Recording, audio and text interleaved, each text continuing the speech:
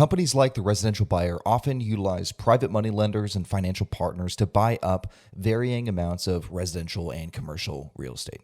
Now, these lenders, they tend to be individuals that are either just frustrated with how slowly their retirement and bank accounts are growing with other investments, distrusting of whether or not the moderate yields they're getting in those investments are even stable investments in the first place. People who are investing in more get-rich type investments that may not be panning out as they had hoped, right? Things like, say, penny stocks or private startups, right?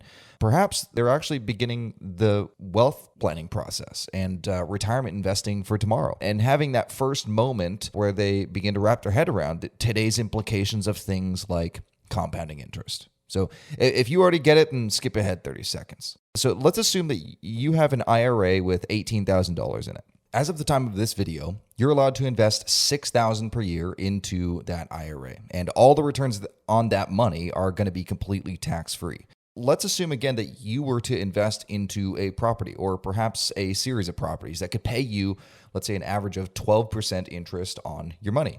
Well, over the course of 30 years, if you continued investing that max amount, right, so $500 a month is what it would come out to, into those properties, well, you'd have invested a total of $198,000 of your own money. But you would now have made $2.2 million in tax-free profits on that retirement account over that period of time. So take those same numbers, and now let's say that you just started with $100,000 in that IRA. Then that same retirement account would end up with $5.3 million. And that's all essentially just the difference between investing that money instead of buying your new Acura with that $500 a month, right? Look, we're not financial advisors, nor are we here to guarantee a blanket rule for real estate investment returns over a 30-year period. But we are here to help you understand how we invest our money and even how people invest their money into us, into our companies.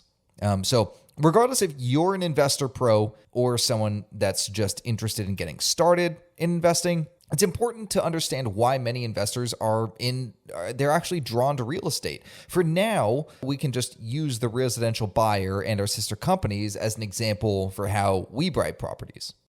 You see, we're tailoring every transaction to the needs of sellers with a high level of financial competency while maintaining plain approachability for sellers. So on a high level, what we're doing is essentially attempting to create a win-win situation for the seller and ourselves. And all that essentially just translates into a variety of investment positions for a range of personality types. So we find that investors typically fall into one of, four main camps, right? So there's shyer investors that perhaps they just want to stick with first position notes on 70% loan to value properties, something ultra safe, right? Others prefer subordinate positions because it creates a higher yield return on their money. And either one's totally fine, but they just give off a different yield. Then we have those that only like profits when there is equity involved, right? So they need an actual ownership stake without all the management, right?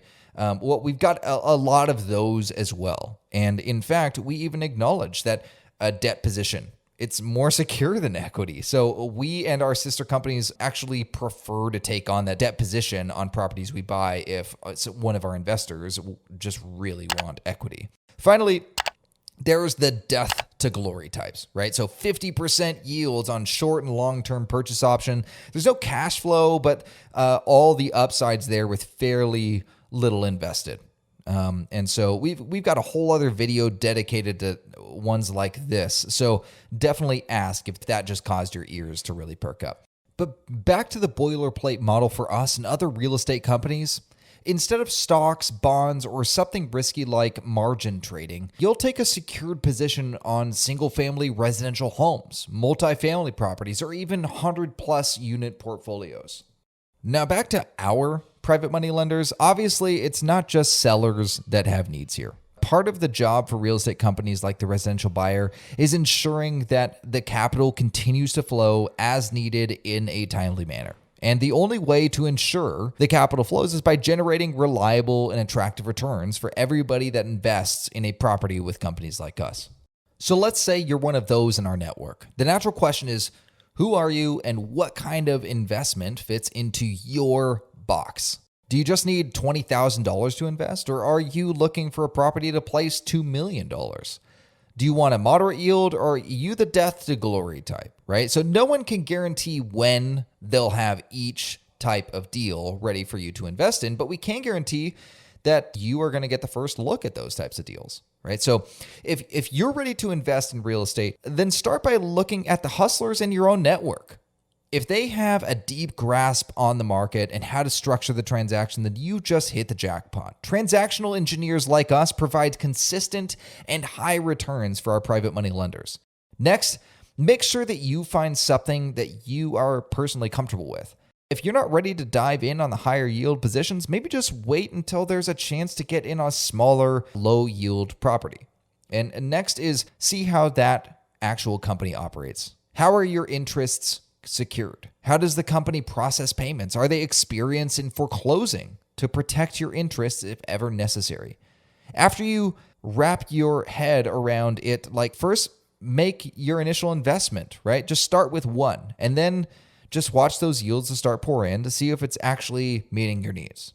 Finally, regardless if you're the shyer type or you're the one looking for stupid yields on high leveraged positions, every single type of investment with companies like us are secured with a deed of trust on the property, right? So we work with a handful of investors to finance our mortgage wraps, flips, short and long-term purchase options, rentals, exchanges, novations, and other real estate transactions. But for you, none of that should matter as much as one, which lien position do you want? Two, how much are you looking to invest? And then lastly is whether or not that investment return is going to actually meet your future retirement goals. So the best place to start is really the place where you are comfortable, even if it's not in real estate. So reach out to folks in your network or your financial advisor to ask about where you should personally begin.